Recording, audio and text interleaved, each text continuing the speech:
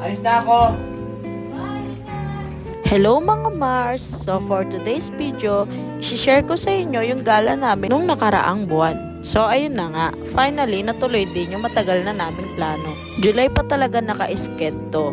At dahil nga may kanya-kanya kaming trabaho, hindi magtugma-tugma yung mga schedule namin. So ayun, finally nakulayan din yung matagal na naming dinodrawing. Mahaba-habang biyahe to, kaya enjoyin na muna natin yung tanawin.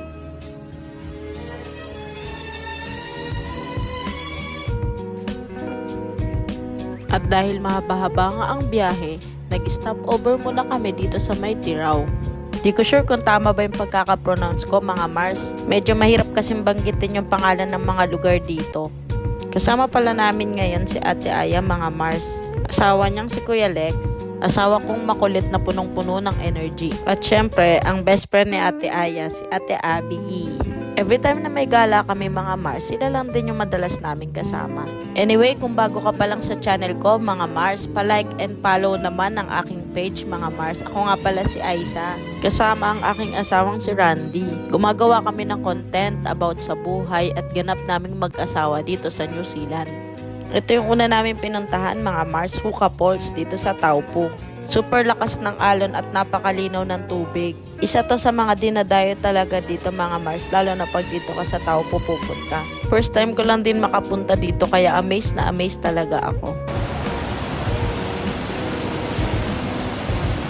Dinig nyo yun mga Mars, ang lakas ng alon. Parang pag tumalon ka dyan, di ka na makakaahon. Char! Alam nyo mga Mars, isa sa mga nagustuhan ko dito sa bansang New Zealand yung nature nila. Grabe nila alagaan ang nature nila dito mga Mars. Ang libangan ng mga tao dito ay tumambay sa park, sa lakes, sa beach, mag-camping at mag-picnic, mag-fishing at marami pang iba basta connected sa nature mga Mars. At take note, karamihan sa mga pasyalan nila dito ay libre at walang entrance fee. Mahalaga sa kanila dito ang quality time with your family. Kaya nga number 1 ang bansang to sa work-life balance. Mahalaga sa kanila dito na hindi ka lang magpapakasubsob sa trabaho. Kailangan mo rin mag-enjoy sa mga ganap mo sa buhay. Totoong mataas ang cost of living dito. As in, aaray ka talaga lalo na sa rent ng bahay dito kasi weekly. Dagdag pa yung mataas na singil nila sa tax. Pero lahat naman ng bansa siguro may advantage at disadvantage. Nakadepende na lang sa'yo kung paano mo i-handle ito.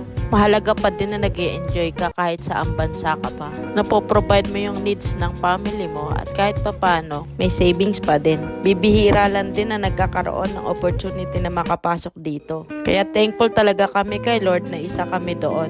Masyado na yata ako maraming sinasabi mga Mars. So paano hanggang dito na lang muna. See you on my next vlog. Bye!